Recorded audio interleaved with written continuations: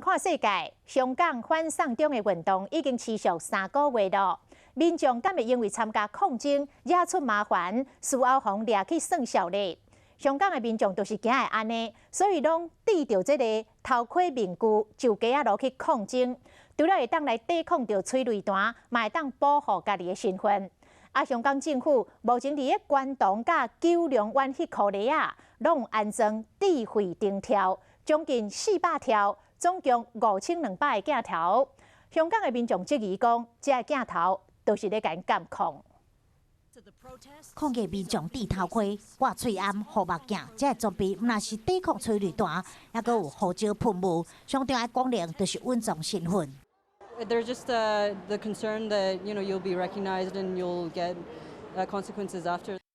港府目前已经伫关洞九龙湾等几个所在有安装将近400支智慧灯条，而且有启用部分。虽然港府一再强调，灯条主要是收集交通甲空气品质的数据，无人民辨识功能，但是依然无法度解读民众的疑虑。8月20日关洞游行，就示威者举动灯条。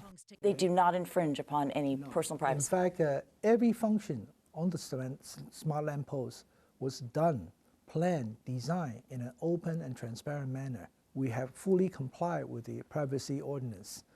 杨局长一再强调，收集的资料未送到中国，会马上删除。不过，真明显无法消除社会大众的担忧。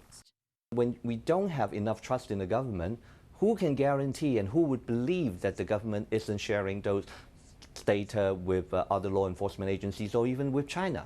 嘛无怪香港民众质疑，因为中国伫新疆地区就利用监视系统监控维吾尔等少数的民族，甚至利用伊伫全中国发展社会信用制度，为着避免身份陷阱，嘛避免香港未来变成警察国家。这场运动除了反恶法，嘛是一场捍卫隐私、反监控的运动。